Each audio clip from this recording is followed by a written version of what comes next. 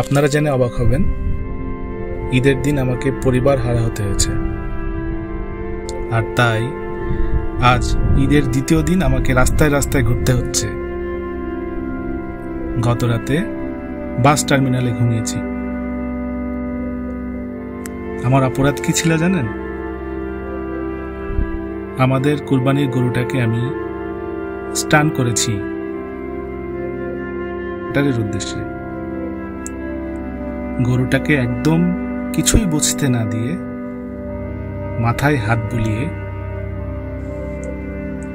মাথায় একটি যন্ত্র ব্যবহার করার মধ্য দিয়ে, যন্ত্রটিকে বলা হয় ক্যাপটিভ। এমন তথাকথিত হিউম্যান কাজ করার কারণটা খুবই সিম্পল। এর আগে বলে রাখা ভালো, রাতের আধারে অনেকবার ভেবেছি, কিন্তু আব্বার সিসি ক্যামেরা আমাকে গরুটাকে ছেড়ে দিতে দেয়নি। আর দিলেই বা কি হতো, মানুষ তো ধরে ওই একই কাজই করত। যাই হোক, বড় ভাই এবং কসাইয়ের লোকজন সকল প্রস্তুতি পর্ব শেষ করে গরুটার দিকে এগিয়ে আসছিল। আমাকে গরুটার পাশে দেখতে পেয়ে হয়তো ভেবেছিল, বাহ, ছোট ভাইটা আমার কতই না সওয়াবের কাজ করতে দাঁড়িয়েছে গরুটাকে চেপে ধরে আমাদেরকে সাহায্য করার জন্য। তবে কে জানতো আমি কোমরে লুকিয়ে রাখা যন্ত্রটি দ্বারা এমন নিষ্ঠুর আচরণ করে ফেলব। বিশ্বাস করুন, আমি কারো অনুমতিতে আঘাত দিতে চাইনি।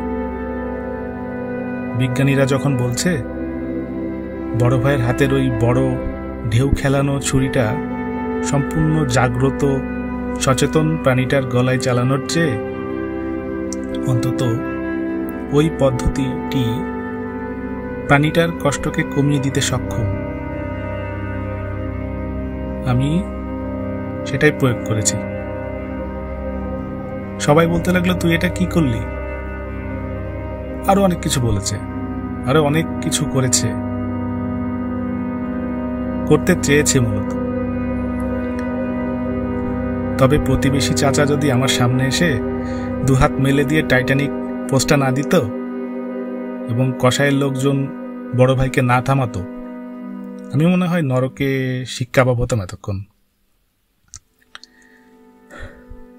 বমি বমি লাগছিল সেই মুহূর্তে, হাত পা কাঁপছিল। জানি না বড় ভাই প্রতি বছর কিভাবে ওই বড় ছুরিটা চালায়। এরপর বড় ভাই বলল, ও যদি এই বাড়ি থাকে আমি আজই বউ বাচ্চা নিয়ে ঢাকায় চলে যাব, আর আসবো না কোনোদিন। আব্বা বলল, তুই কেন যাবি? যাবে ওই কুলাঙ্কার। ঘটনাটি একান্তই আমার বাপ চাচা, বড় ভাই এবং কোরবানির অংশীদার প্রতিবেশী চাচার উপস্থিতিতে বাড়ির সীমানা প্রাচীরের অভ্যন্তরে ঘটেছে। পরিবার ছাড়াও কসাই এবং তার যে সহযোগীরা ছিল তারাও মূলত কাছের মানুষই ছিলেন। শৈশব থেকে তাদেরকে দেখেছি আমাদের গরুর জন্য আসে ঈদে। তো যাই হোক, ঘটনাটা নিয়ন্ত্রিত পরিবেশের মাঝে ঘটেছে বিধায় আমাকে ত্যায্য করেই সমাধান টেনেছে। না হলে মসজিদের মাইকে ফতোয়া জারি করে গ্রামবাসী আমার জন্য নরকের টিকিট কেটে দিত এতক্ষণ। পরে ভাতিজারের ফোন দিয়ে জানতে পারলাম গরুটা নাকি হারাম হয়ে গেছে।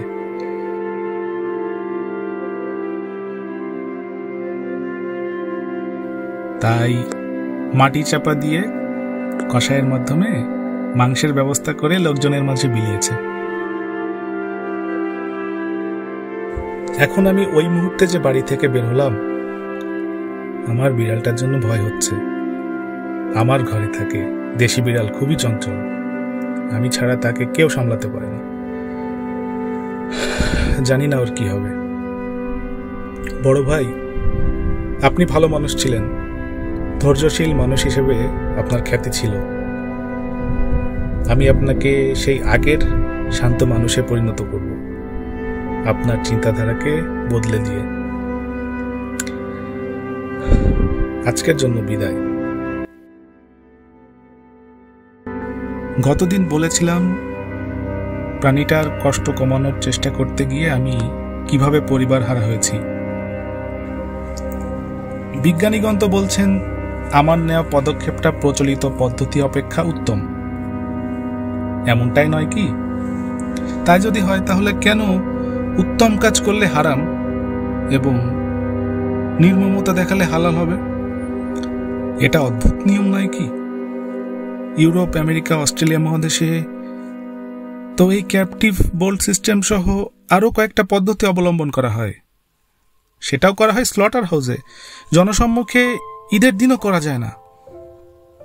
আমার ভিডিওর দ্বারা যদি কাল থেকে শায়েখ আহমদুল্লাহ ফতোয়া প্রকাশ করেন এবং বাংলাদেশের সকল প্রাণীগুলো ঈদ সহ প্রতিদিনের জন্য অন্তত কম কষ্ট পেয়ে চির বিদায়টা গ্রহণ করে, তাহলে সেখানেই আমার সার্থকতা।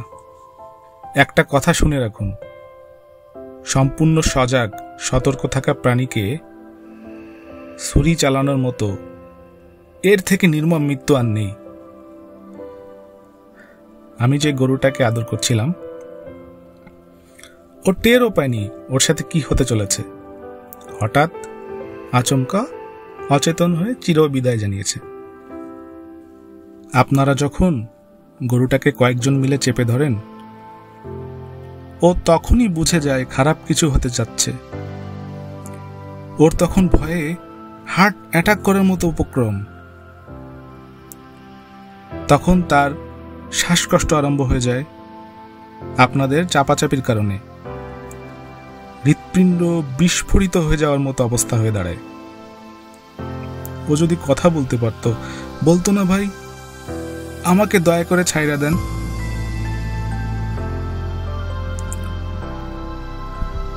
ও কিন্তু কথা বলতে পারে ওদের ভাষায়।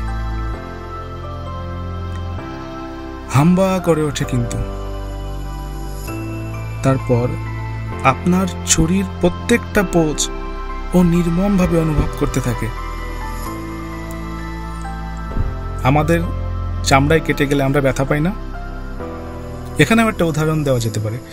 অন্যমনস্ক থাকা অবস্থায় কিছুর সাথে ঘষায় লেগে কেটে যাওয়ার ব্যথা এবং আপনি সচেতন অবস্থায় নিজে কাটছেন বা অন্য কেউ কেটে দিচ্ছে, ব্যথার পরিমাণ কি সমান হবে? আর আপনি এমন হীন কাজটি করার পরও ইউটিউবে ভিডিও বানাচ্ছেন, পশু এতে কষ্ট পায় না? লজ্জা লাগে না ভাই এগুলো বানাতে? ছোটবেলা থেকে ঈদের দিন উৎসব করে এই পদ্ধতির দৃশ্য দেখে বড় হন দেখেই প্রাণীদের প্রতি আপনারা এত নির্মম হন। সহজভাবে নিতে পারেন। রাস্তায় একটা কুকুর বিড়াল পাখিকে দেখে ঢিল ছোড়ার সময় মনুষ্যত্ব কাজ করে না। এই জন্যই কেউ যদি এমন অভিযোগ দেয় আপনাদের বিরুদ্ধে, তাহলে কি তারা ভুল করবে? যাই হোক, আমি যেভাবে পদ্ধতিটা বলেছি সেটা শতভাগ যন্ত্রণাহীন নয়। একমাত্র পদ্ধতি আছে ব্যথাহীন বিদায়ের, যাকে বলা হয় ইউথেনেশিয়া। তবে সেটি যেই রোগীদের আর চিকিৎসায় ভালো হওয়ার কোনো সুযোগ নেই, প্রচণ্ড কষ্ট পাচ্ছে রোগের কারণে, অনেক আইন কানুনের মধ্য দিয়ে গিয়ে তারপর এই পদ্ধতি প্রয়োগ করা হয় বিশ্বের কিছু দেশে। তবে এটা মাংস ভক্ষণের জন্য করা সম্ভব না, কারণ যে ঔষধগুলো ব্যবহার করা হয় এতে, সেগুলো মাংসে রয়ে যায়, কোনোভাবে এটা খাওয়ার উপযোগী নয়।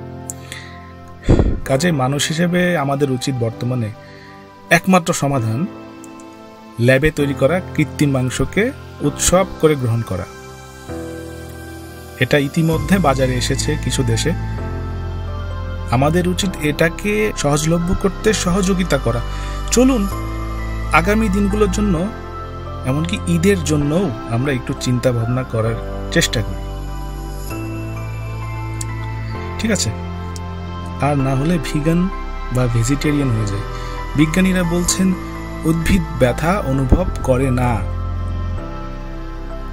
অনেকের মাঝে ভুল ধারণা আছে উদ্ভিদও ব্যথা অনুভব করে।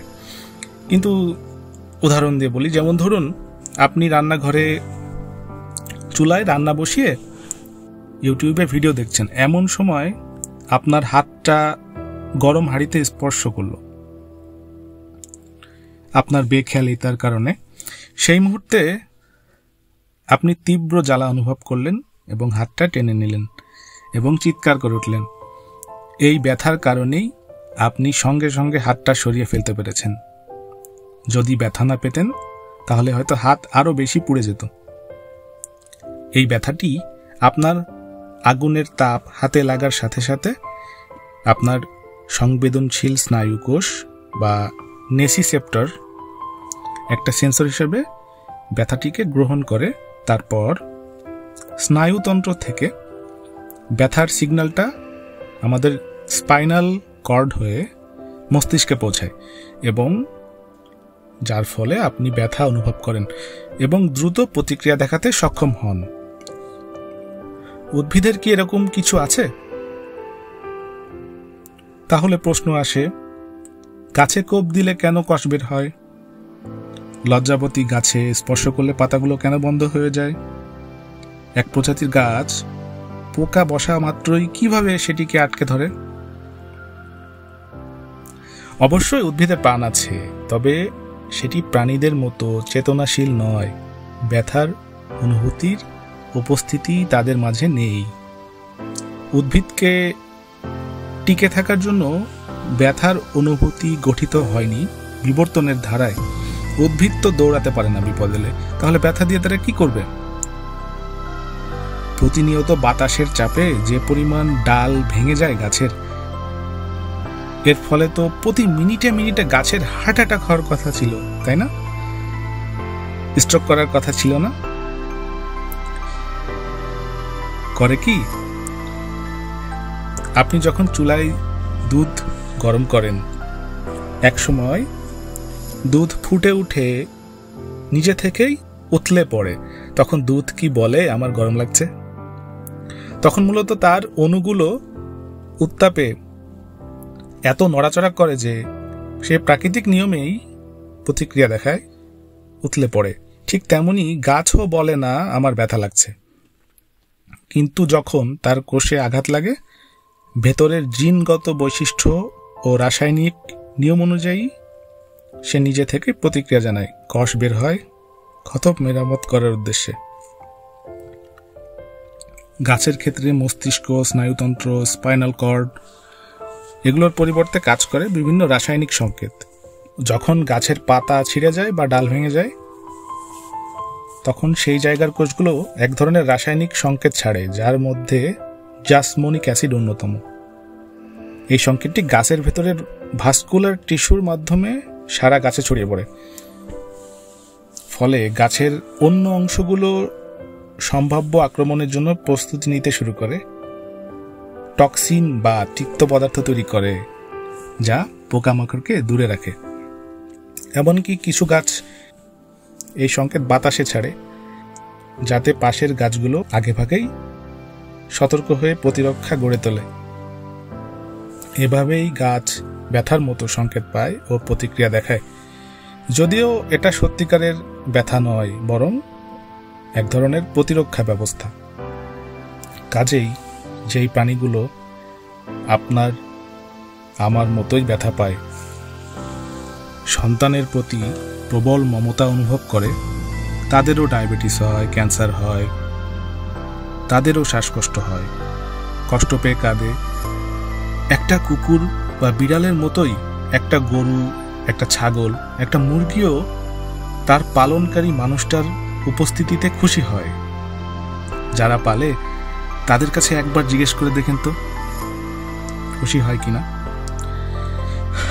আর যে উদ্ভিদের এরকম কোনো অনুভূতিই নেই, ব্যথা বেদনাও অনুভব করে না, শুধুমাত্র কেমিক্যাল রিয়াকশনের মতো প্রতিক্রিয়া দেখায়, এই উদ্ভিদকে খাদ্য হিসেবে গ্রহণ করে টিকে থাকতে আপনাকে একজন ছোটখাটো পুষ্টিবিদ হতে হবে ঠিকই, কিন্তু একবার সদিচ্ছা নিয়ে হয়েই দেখুন না, নিজের জীবনের মান অনেক উন্নত হয়ে যাবে। শুধুমাত্র খাদ্য গ্রহণের দিক থেকে নয়, আপনার ব্যক্তিগত জীবন মানও উন্নত হবে। আপনি সবকিছু অন্ধভাবে মেনে চলার পরিবর্তে বিজ্ঞান মনস্ক হওয়ার কারণে জীবনে প্রতিটা পদক্ষেপ নেওয়ার আগে সবকিছু যাচাই করে নিবেন, যুক্তি, তথ্য, প্রমাণের ভিত্তিতে। যেই বর্বরতা আপনার কাছে এতদিন আনন্দের ছিল, যেই মতাদর্শের কারণে সবকিছু স্বাভাবিক মনে হতো, মনে প্রশ্ন জাগত না, সেখানে জাগতে শুরু করবে। শুধুমাত্র প্রয়োজন বিজ্ঞান মনস্ক হওয়ার। আমার মানবিক চিন্তাধারা তো আমাকে বলে, ল্যাবে উৎপাদিত মাংস যেগুলো টিস্যু কালচার করে বানানো হয়, সেইগুলোই একমাত্র এবং শুধুমাত্র হালাল, এবং সজাগ সতর্ক প্রাণীটিকে ছুরি চালিয়ে নির্মম যন্ত্রণা দেওয়া প্রাণী শতভাগ হারাম। আর ঈদের দিন আমি যেভাবে করেছি সেভাবে করলে হবে মাকরুহে তাহরিমি বা হারামের সমপর্যায়ের। আমি মাওলানা হলে এই ফতোয়া দিতাম।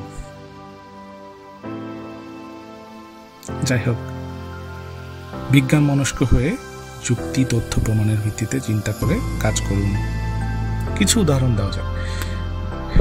আমার কাছে মনে হয়েছে লম্বা প্যান্ট পরিধানের কারণে টাকনু ঢেকে গেলে অসুবিধা নেই। আল্লামা কাজী ইব্রাহিম হাফিজাহুল্লাহ বলেছেন, টাকনুতে বাতাসের স্পর্শ লাগাতে পারলে পুরুষের টেস্টোস্টেরন হরমোনের উৎপাদন বৃদ্ধি পায়।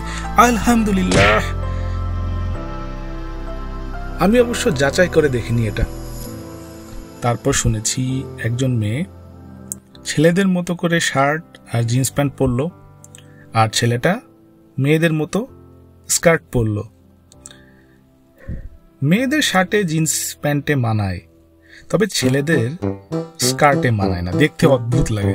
এই জন্যই হয়তো এমন কথা বলা হয়েছে। তারপর মেয়েটা পারফিউম ব্যবহার করে বাইরে আসলো, এজন্যই হয়তো। আমি পড়েছিলাম দুষ্টু জিনের নজর লাগার কারণেই খাবার নষ্ট হয়ে যায়। যে আমাদের ফুড পয়জনিং হয় না, পেট খারাপ করে, এই দুষ্টু জিনই নিশ্চয়ই ভাইরাস, ব্যাকটেরিয়া। হ্যাঁ, তারপর পড়েছিলাম এসব নজর লাগার কালো জাদু, ঝাড়ফুঁক।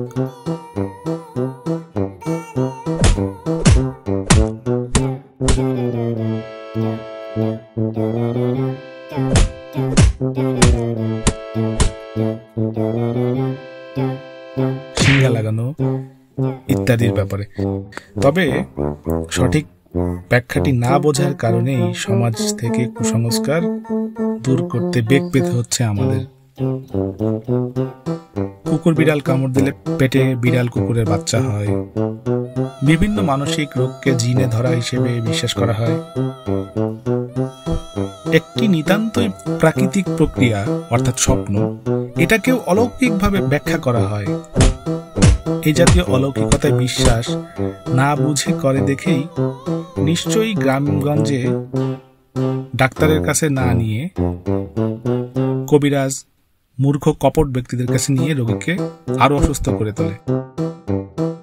মুফতি কাজী ইব্রাহিম হাফিজাহুল্লাহ থেকে সঠিক ব্যাখ্যা নিয়ে করলে সমস্যা হবে না, নিশ্চয় সমস্যা হবে না। ছোটবেলা থেকেই শিশুকে বিজ্ঞান মনস্ক, স্থির চিন্তাশীল, নারীবাদী, বিশ্ব নাগরিক চেতনা সহ আরো অনেক উন্নত চিন্তাধারার চর্চা করানোর মধ্য দিয়ে মানুষ করুন। তাহলে তারা কালো জাদু, বান, কবিরাজি চিকিৎসা, বিষধর সাপের কামড়ে হাসপাতালেই নিবে, ভণ্ড ওঝার কাছে নিবে না। যেহেতু তারা সঠিক কালো জাদু, বান ইত্যাদির ব্যাখ্যা জানে না, আমি আল্লামা কাজী ইব্রাহিম হাফিজাহুল্লাহ এর মাদ্রাসায় ভর্তি হতে চাই। ভাই, আমাকে একটু ব্যবস্থা করে দেন। আলহামদুলিল্লাহ। অনেক আগে পড়েছিলাম, শয়তান আজান শুনে উচ্চ শব্দে পশ্চাৎ বায়ু ত্যাগ করতে করতে পালিয়ে যায়, কিন্তু এর ফলে তো মসজিদ এলাকায় দুর্গন্ধে ছেয়ে যায় না। ওহ, বুঝেছি, আতর ব্যবহার করে মুসল্লিগণ, এজন্যই। এজন্যই আমরা টের পাই না। ঠিক ঠিক। তারপর পড়েছি হাই তুললে শয়তান মুখের ভিতর ঢুকে যায়, আর তারা আবার ডিমও পেড়ে বাচ্চা জন্ম দেয়। আজান শুনে ফরজের নামাজের জন্য না উঠলে শয়তান কানে হিসু করে দেয়। হে আল্লাহ বাঁচাও। নবজাতক শিশু যখন ভূমিষ্ঠ হবার পর চুপ থাকে, সবাই ভয় পেয়ে যায়। তাকে কাঁদানোর জন্য উল্টো করে ধীরে ধীরে থাবা দেওয়া হয় পিঠে। কত চেষ্টা করা হয়। পড়েছি বাচ্চারা এখানে কাঁদে শয়তানের খোঁচায়। ডাক্তাররা তাহলে শয়তান? নাউজুবিল্লাহ। বাচ্চাটা নাকি বাবা মায়ের মাঝে যার উইকেট আগে পড়ে যাবে তার মতো দেখতে হবে। মেঘের গর্জন হিসেবে যা শুনি সেটি আসলে ফেরেশতাদের চিল্লাচিল্লি। দুষ্টু জিন আমাদের লজ্জাস্থান নিয়ে নাড়াচাড়া করে, কারণ তারা ওয়াশরুমে থাকে। হ্যাঁ, এখানে অবশ্য ঠিক, এজন্যই আমাদের পড়তে বলা হয় আল্লাহুম্মা ইন্নী আউযু বিকা মিনাল খুবুসি ওয়াল খাবাইস, অর্থাৎ হে আল্লাহ পাক, আমাদেরকে দুষ্টু মহিলা ও পুরুষ জিনের অনিষ্টতা থেকে রক্ষা করুন। স্বামী স্ত্রীর মাঝে নাকি দুষ্টু জিন শরীক হয় সূরা না পড়লে। নাউজুবিল্লাহ। মানুষে মানুষে ভেদাভেদ নয়, ধীর স্থিরতার সাথে কাজ করুন। অতিমাত্রায় রাগান্বিত হয়ে ক্রোধ প্রকাশ করবেন না।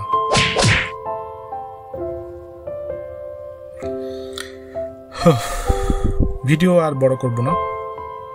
3 বছর আগে একটি লিখিত বিতর্ক করেছিলাম এক মেয়ের সাথে, সেটা এখানে যুক্ত করে দিচ্ছি। নারীবাদ বিষয়ক বিতর্ক।